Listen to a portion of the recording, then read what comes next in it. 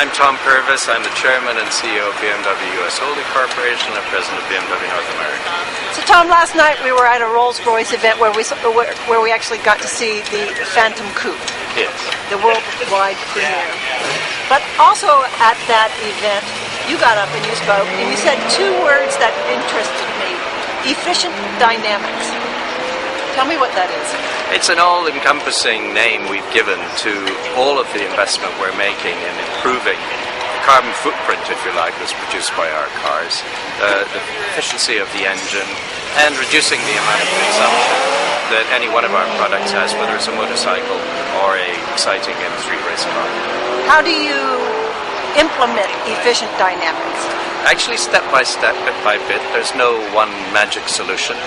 BMW has been implementing efficient dynamics for a long time now. We have 25 years of investment in the hydrogen car, which in a sense is the ultimate solution. And on the way between where we have been and where we're going, we've made dramatic improvements. There's an organization which has given us accolades for reducing the fuel consumption over the last 10 years by about 15%.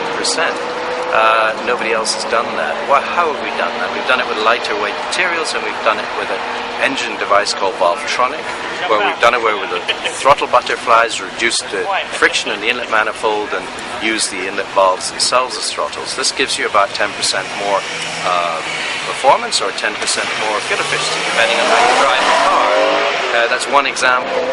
We have what we call auto stop start on other cars, and some of these technologies are available on certain products in certain markets because it's just not feasible to introduce everything at once across everything.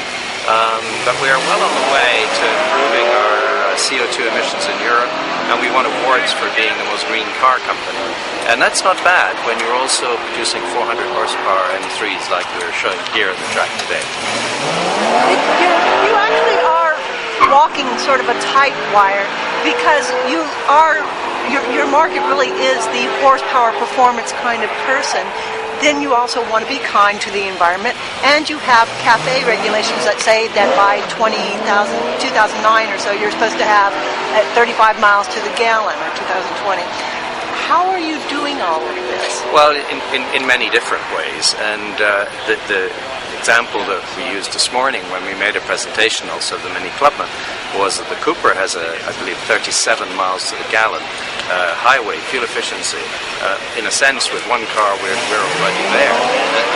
It's much more difficult with the larger cars, with the more powerful cars.